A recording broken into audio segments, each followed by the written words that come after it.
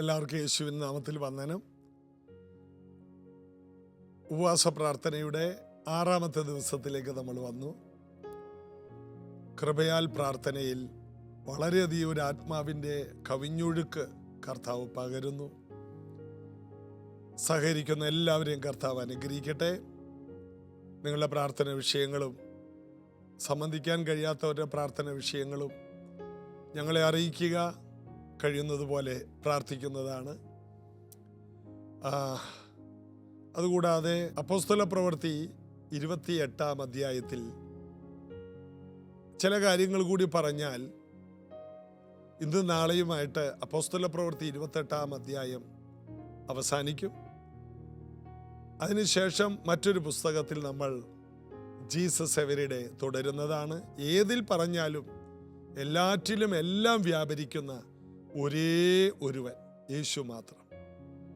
അപ്പോസ്തല പ്രവൃത്തിയിൽ നിന്ന് നമ്മൾ മനസ്സിലാക്കുന്നത്, യേശു ഉയർത്തെഴുന്നേറ്റില്ലായിരുന്നെങ്കിൽ അപ്പോസ്തല പ്രവൃത്തി എന്ന പ്രവൃത്തി ഉണ്ടാകത്തില്ല.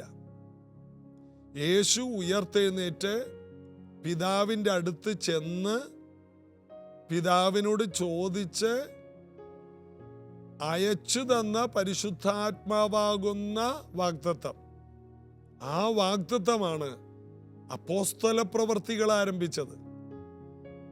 അല്ലെങ്കിൽ മീൻപിടുത്തക്കാരുടെ പ്രവൃത്തികളായി മാറിയാൽ അവർക്ക് വേറെ പലതും അറിയാമോ? ഗലീല കടലിൻ്റെ തെക്കും വടക്കും നടക്കുന്ന ഇവർക്ക് എഴുതാനും വായിക്കാനും അറിയില്ല, മറ്റുള്ളവരോട് നന്നായിട്ട് സംസാരിക്കാൻ അറിയില്ല. ഒന്ന് പറഞ്ഞ് രണ്ടിന് അടിയുണ്ടാക്കുന്നവരാണ്. ഇടിമക്കളൊക്കെയാണ് മുമ്പിൽ നിൽക്കുന്നത്. ഇടിമക്കളും തൊഴിമക്കളും എല്ലാം ഉപേക്ഷിച്ച് നിനക്ക് വേണ്ടി ഇറങ്ങിയെന്ന് പറഞ്ഞിട്ട് വാള് കയ്യിൽ ഒളിപ്പിച്ച് വെച്ച പാർട്ടികളും ഇങ്ങനെയുള്ളവരായിരുന്നു ഈ അപ്പോസ്തലന്മാർ. എന്നാൽ പരിശുദ്ധാത്മാവ് വന്നപ്പോഴാണ് അവരാൾ മാറിയത്. അതിൻ്റെ കാരണം മുഴുവനും യേശു ക്രിസ്തു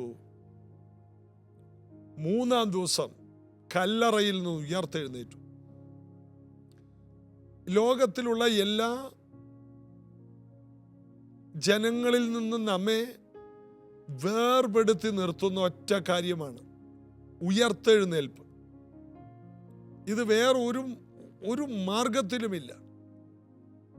എല്ലാ മതങ്ങളും മരണത്തിനപ്പുറം എന്തൊക്കെയുണ്ട് എന്ന് പറയുന്നുണ്ടെങ്കിലും വളരെ വ്യക്തമായി മരണത്തിനപ്പുറം ഒരു ജീവിതമുണ്ടെന്ന്, മരിച്ച് ഉയർത്തെഴുന്നേറ്റ് 40 ദിവസം ശിഷ്യന്മാരെ തെളിയിച്ച്, നിങ്ങൾ വാ, നിങ്ങൾ കഴിക്കാൻ എന്തെങ്കിലും താ, കുടിക്കാൻ എന്തെങ്കിലും താ, ഭൂതങ്ങൾക്ക് ഇതുപോലെ അസ്ഥിയും മാംസവും ഇല്ലല്ലോ, ഇതാ ഞാൻ ഉയർത്തെഴുന്നേറ്റിരിക്കുന്നു, എൻ്റെ വിരലുകൾ എൻ്റെ വിലാപ്പുറത്ത് വിരലിടുക, എൻ്റെ കൈകളിലെ ദ്വാരങ്ങളെ കാണുക, തോമസേ തൊട്ട് നോക്ക്, കൈയിട്, ഞാനിതാ ഉയർത്തെഴുന്നേറ്റിരിക്കുന്നു. ഞാൻ പറഞ്ഞതുപോലെ 3-ാം ദിവസം, അതായത് യേശു കർത്താവ് ഈ ഭൂമിയിൽ വന്നത് മരിച്ചു ഉയർക്കാനാണ്. മരണത്തെ തൻ്റെ മരണം കൊണ്ട് നീക്കിക്കളഞ്ഞു. അതുകൊണ്ട് കർത്താവായ യേശുവിൽ വിശ്വസിക്കുന്നവർക്ക് മരണമില്ല. സ്തേഫാനോസിനെ കല്ലെറിഞ്ഞു കൊന്നപ്പോൾ സ്തേഫാനോസ് നിദ്ര പ്രാപിച്ചെന്നാണ്. തെസ്സലോനിക്ക ലേഖനത്തിലും കൊരിന്ത്യ ലേഖനത്തിലും നിദ്ര കൊണ്ടവരെ കുറിച്ചാണ് പറയുന്നത്. മരണത്തെ യേശു പോലും പറഞ്ഞത്, ലാസർ ഉറങ്ങുന്നു, ഞാൻ അവനെ ഉണർത്താൻ പോകുന്നു. ഉണരും, അതുകൊണ്ടാണ് ഉറങ്ങുന്നു എന്ന് പറഞ്ഞത്. അല്ലെങ്കിലോ മരിച്ചു എന്ന് പറഞ്ഞാൽ ആ ഗോപുരം വീണ് എത്രയോ പേര് കൊല്ലപ്പെട്ടു എന്നാ അവിടെ പറയുന്നത്. അവന് നിദ്ര പ്രാപിച്ചു എന്നൊന്നും യേശു പറഞ്ഞില്ല. അപ്പോൾ നിദ്ര എന്നുള്ളത് യേശു ക്രിസ്തുവിനെ കർത്താവ് രക്ഷകനുമായി സ്വീകരിച്ച ദൈവമക്കൾക്ക് മാത്രം പറയാൻ അവകാശമുള്ള വാക്കാണ്. എൻ്റെ ശരീരം വേർപെടും, ആത്മാവ് നിത്യതയിലേക്ക് പോകും എന്ന് പറയാൻ ധൈര്യമുള്ളൊരു കൂട്ടമാണ് യേശു ക്രിസ്തുവിൻ്റെ മക്കൾ, കർത്താവിനെ സ്വീകരിച്ച മക്കൾ, യേശുവിനോട് ചേരാൻ സ്നാനമേറ്റവർക്ക് പ്രാഗൽഭ്യം വലുതാണ്. ക്രിസ്തുവിൻ്റെ അതേ ആത്മാവിൽ നമ്മെ മുദ്രയിട്ടിരിക്കുന്നു. അതാണ് നമ്മുടെ മറ്റൊരു ധൈര്യം. ക്രിസ്തുവിനെ മരിച്ചവരിൽ നിന്ന് ഉയർപ്പിച്ച അതേ ആത്മാവ് നമ്മുടെ മർത്യയ ശരീരങ്ങളെയും ഉയർപ്പിക്കും. എന്തൊരു ധൈര്യമാണ്! അപ്പോസ്തല പ്രവൃത്തി ഉണ്ടാകാൻ കാരണം യേശു ക്രിസ്തുവാണ്. അപ്പോസ്തല പ്രവൃത്തി ഉണ്ടാകാൻ കാരണം പരിശുദ്ധാത്മാവല്ല. പരിശുദ്ധാത്മാവ് അതിനു മുമ്പും ഈ ഭൂമിയിൽ വന്ന് പ്രവർത്തിച്ചിട്ടുണ്ട്. അന്ന് അപ്പോസ്തല പ്രവൃത്തിയില്ല. മോശയിലും ഏലിയാവിലും ഏലീശയിലും എല്ലാം പ്രവർത്തിച്ചിട്ടുണ്ട്, ശമൂവേലിലെല്ലാം. അന്ന് കൂടുതൽ നടന്നത് മരണമാണ്. ന്യായപ്രമാണം മോശ മലയിൽ നിന്ന് കൊണ്ടുവന്ന അന്ന് 3000 പേർ കൊല്ലപ്പെട്ടു. മോശ പറഞ്ഞു, വെട്ടിക്കൊല്ലാൻ പറഞ്ഞു. ദൈവത്തിന് വിരോധമായി പാപം ചെയ്ത ജനത്തെ, സ്വന്തം സഹോദരങ്ങളെ വെട്ടിക്കൊല്ലാൻ പറഞ്ഞു. അന്ന് 3000 പേർ മരിച്ചു. എന്നാൽ പരിശുദ്ധാത്മാവ് ഇറങ്ങി വന്ന, കൃപ ഇറങ്ങി വന്ന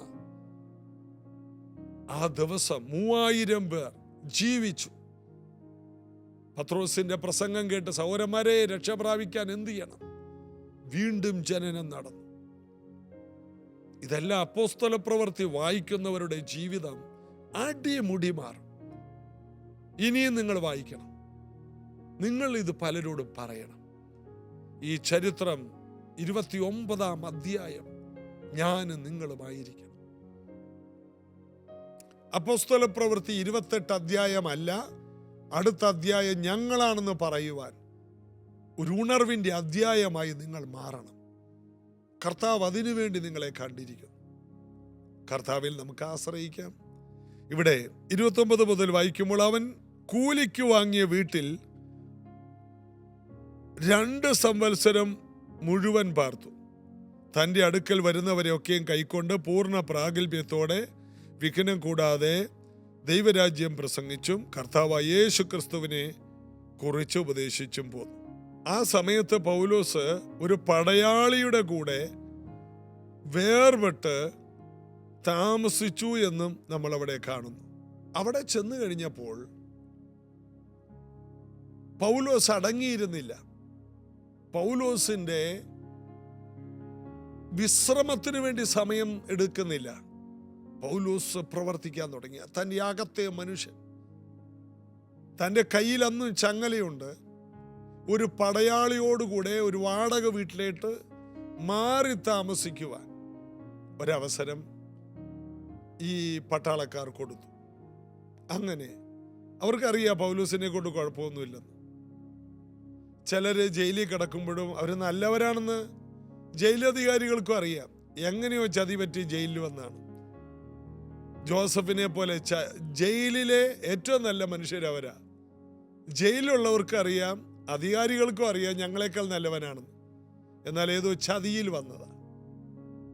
ഇത് പട്ടാളക്കാർക്കറിയാം, നിയമജ്ഞർക്കും അറിയാം. എങ്കിലും ചങ്ങല അഴിക്കാൻ അവർക്ക് നിയമമില്ല. ചങ്ങല പൗലോസിന്റെ ശുശ്രൂഷയെ തടഞ്ഞില്ല. ചങ്ങലയുണ്ടെന്ന് കരുതി തൻ്റെ സുവിശേഷത്തിന് ചങ്ങലയില്ലായിരുന്നു. പലരും പറയാറുണ്ട്, എൻ്റെ ഈ പ്രശ്നമൊന്ന് മാറിയിട്ട് വേണം കർത്താവിൻ്റെ വേലയൊന്ന് ചെയ്യാൻ. എൻ്റെ വീട്ടിലെ ഈ കുറേ പ്രാരാബ്ദങ്ങളൊക്കെ ഉണ്ട്, അതാണ് ചങ്ങല. അത് കഴിഞ്ഞിട്ട് ഞാൻ കർത്താവിൻ്റെ വേല നന്നായിട്ട് ചെയ്യും. ഞങ്ങൾ കുറേ പ്രയാസത്തിലൂടെ പോയി, ഇതെല്ലാം കൂടി കഴിയട്ടെ എന്നേ, പിന്നെ ഞങ്ങൾ എപ്പോഴും കർത്താവിൻ്റെ വേലയിലായിരിക്കും. ഇത് എന്നോടൊക്കെ വന്ന് നിങ്ങൾക്ക് പറയാം, എനിക്ക് വേണമെങ്കിലും നിങ്ങളോട് പറയാം. പൗലോസിനോട് പറയല്ലേ, അദ്ദേഹത്തിന് അതൊന്നും കേട്ടാൽ സഹിക്കാൻ പറ്റത്തില്ല. അവിടെ പൗലോസിന്റെ ചരിത്രം നമ്മൾ കാണുന്നത്, സാഹചര്യങ്ങൾ അവൻ്റെ വിളിയെ തടഞ്ഞില്ല, ബന്ധനങ്ങൾ തൻ്റെ വിളിയെ തടഞ്ഞില്ല. ബന്ധനങ്ങൾ, പലതരത്തിലുള്ള പ്രശ്നങ്ങൾ കർത്താവിൻ്റെ വേലയുള്ള ബന്ധത്തിൽ നമുക്കുണ്ടാകാം. എല്ലാവർക്കും ദൈവവേല ചെയ്യാനുള്ളൊരു വിളിയുണ്ട്. എന്നാൽ 100-ൽ ദൈവമക്കളായവരിൽ പോലും 100-ൽ 10 പേര് പോലും കർത്താവിൻ്റെ വേല ചെയ്യുന്നില്ല. 10%. അതും കർത്താവിൻ്റെ വേല ചെയ്യുന്നത് പലർക്കും ഇപ്പോൾ കുറച്ചിലാണ്. എങ്ങനെ ജീവിക്കും? ഭയങ്കര ബുദ്ധിമുട്ടല്ലേ? അങ്ങനെ ജീവിക്കാൻ പറ്റുമോ? കർത്താവിൻ്റെ വേലക്കാർ കുറഞ്ഞ ആൾക്കാരല്ലേ? മനുഷ്യ ജീവിതം അല്ലെങ്കിൽ ക്രിസ്തീയ ജീവിതം ഭൂമി കൊണ്ട് തീരുന്നില്ല, അത് മനുഷ്യ ജീവിതമാണ് തീരുന്നത്. ദൈവമക്കൾ എന്ന പുതിയ സൃഷ്ടിയുടെ ജീവിതം നിത്യതയോടെ തുടരുകയാണ്. അപ്പോൾ തീരാത്ത തുടരുന്ന ഒരു ജീവിതം, ആ ജീവിതത്തിലേക്ക് സമ്പാദിച്ചു വെക്കുന്നവരാണ് ദൈവത്തിൻ്റെ പദ്ധതിയുള്ളവർ, ബുദ്ധിയുള്ളവർ. ദൈവമക്കളായിട്ടുള്ളവർ പോലും ഈ ലോകം കൊണ്ടെല്ലാം തീർക്കുമ്പോൾ കർത്താവിൻ്റെ വിളി തിരിച്ചറിഞ്ഞവർ, അവരെ ഒരു ബന്ധനത്തിനും തടയാൻ കഴിയുന്നില്ല. പൗലോസിന്റെ കൈക്ക് ചങ്ങലയുണ്ട്, കാലിന് ചങ്ങലയുണ്ടാകാം, എന്നാൽ നാവിന് ചങ്ങലയില്ല, സുവിശേഷത്തിന് ചങ്ങലയില്ല. പൗലോസ് അഗ്രിപ്പ രാജാവിനോടൊക്കെ പറഞ്ഞ പോലെ, ഈ ചങ്ങല ഒഴികെ നിങ്ങൾ എന്നെ പോലെയാകണം. ആ രാജാക്കന്മാരോട് എഴുന്നേറ്റ് നിന്നു, അവരെ കുലുക്കി കളഞ്ഞു. ഈ ചങ്ങല ഒഴികെ എന്നെ പോലെ. ഇന്നിത് കേൾക്കുന്ന ഓരോ വ്യക്തികളും സുവിശേഷത്തിന് ചില തടസ്സങ്ങളുണ്ട് എന്ന് നിങ്ങളെക്കുറിച്ച് പറയാൻ ഈ വാക്യങ്ങളിലൂടെ സാധ്യത ഒട്ടും കാണുന്നില്ല. ഒരു എക്സ്ക്യൂസ് ഇതിൽ പറയാനില്ല. സുവിശേഷത്തിന് ബന്ധനമില്ല. രോഗക്കിടക്കയിലും പറയാം, വേദനകളിലും പറയാം, ഏതു സാഹചര്യത്തിലും പറയാം. വിയത്തമ്പിച്ചായൻ ഒരിക്കല് തിരുവല്ലയിൽ ആശുപത്രി കിടക്കുകയാണ്. ന്യൂ ഇന്ത്യ ചർച്ച് കൊണ്ട് പ്രസിഡന്റ്. തൻ്റെ ശരീരം മുഴുവനും ട്യൂബുകൾ ഘടിപ്പിച്ചിരിക്കുകയാണ്. അറ്റാക്ക് വന്നിട്ട് തിരുവല്ല ആശുപത്രിയിൽ കയറ്റിയിരിക്കുകയാണ്. തൊട്ടടുത്ത് ഒരാൾ കിടപ്പുണ്ട്. തമ്പിച്ചാനെ അറിയാവുന്നൊരു പരിചയക്കാരനാണ്. കള്ളു കുടിച്ച് തീരെ വയ്യാതെ വന്ന് കിടക്കുകയാണ്. തമ്പിച്ചാൻ്റെ ഒരു വിരൽ മാത്രമേ അനങ്ങൂ. നേഴ്സ് ഇല്ലാത്ത തക്കം നോക്കി അനങ്ങരുത്, സംസാരിക്കരുതെന്ന് പറഞ്ഞ് കിടത്തിയ തമ്പിച്ചാൻ അടുത്ത ആളെ ഇങ്ങനെ വിളിച്ചു, അങ്ങർക്ക് എഴുന്നേറ്റ് വരാം, ട്യൂബൊന്നുമില്ല. അദ്ദേഹം അടുത്ത് വന്നപ്പോൾ അദ്ദേഹത്തോട് പറഞ്ഞു, ഞാൻ മരിച്ച സ്വർഗത്തിൽ പോവും, എന്നാൽ എടാ നീ മരിച്ചാൽ നരകത്തിൽ പോവും. നീ യേശുവിനെ സ്വീകരിച്ചാൽ നിന്റെ നിത്യത ഉറപ്പാ. മുട്ടുകുത്തി അവിടെ രക്ഷിക്കപ്പെട്ടു. തമ്പിച്ചായൻ ഡിസ്ചാർജായി. അവിടുന്ന് ആ ഹോസ്പിറ്റലിൽ നേരെ കൊണ്ടുപോയത് ലേക്ക് ഷോറിലോട്ടാണ്. പോകുന്നത് ആലപ്പുഴ വഴിയാണ്. ആലപ്പുഴയിൽ വന്നപ്പോൾ ആംബുലൻസിൽ കൊണ്ടുപോവുകയാണ് തമ്പിച്ചായനെ. അതിനിടയിലാണ് ഈ സുവിശേഷം പറഞ്ഞ ഒരാൾ രക്ഷിക്കപ്പെട്ടത്. ആലപ്പുഴയിൽ മെഡിക്കൽ കോളേജ്, പഴയ മെഡിക്കൽ കോളേജ് ജംഗ്ഷനിലെത്തിയപ്പോൾ ഞാനിവിടെ വരാമെന്ന് പറഞ്ഞു. അതിനകത്ത് കയറി ഞാനൊന്ന് കൈവച്ചു, പ്രാർത്ഥിച്ചു. തമ്പിച്ചായൻ നേരെ ലേക്ക് ഷോറിലോട്ട് പോവുകയാണ്. അവിടെ കുറച്ച് നാൾ കിടന്നു. പിന്നെ തിരിച്ചു വന്നിട്ട്, സൗഖ്യമായി തിരിച്ചു വന്നിട്ട്, മുമ്പ് പറഞ്ഞ മദ്യപാനി അങ്ങേര് ഗുണം പിടിച്ചു. അദ്ദേഹത്തെ തമ്പിച്ചായൻ ചിങ്ങവനത്ത് വിളിച്ച് സ്നാനപ്പെടുത്തി.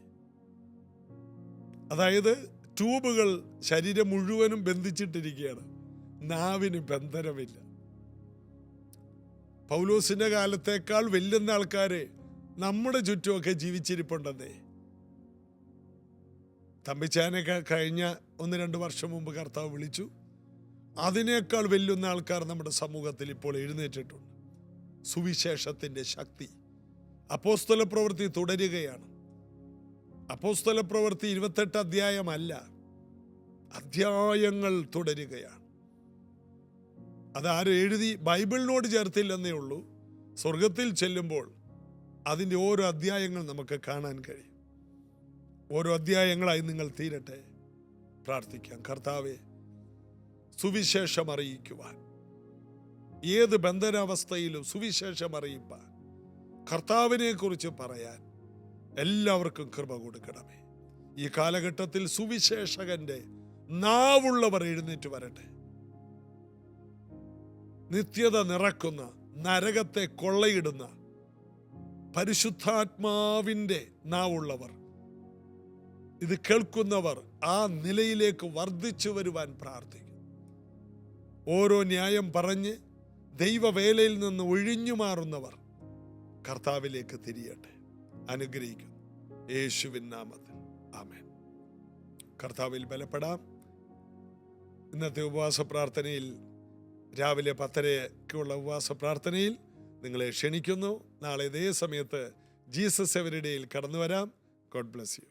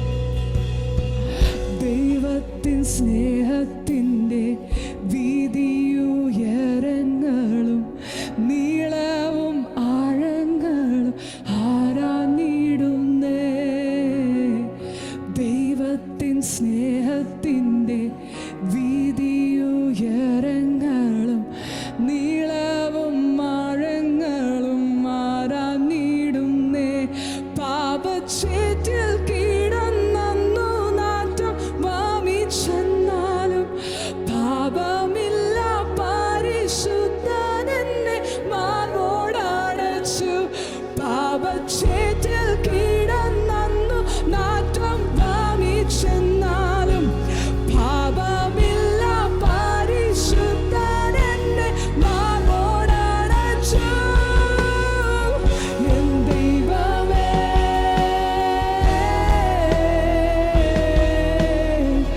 എൻ സ്വന്തമേ,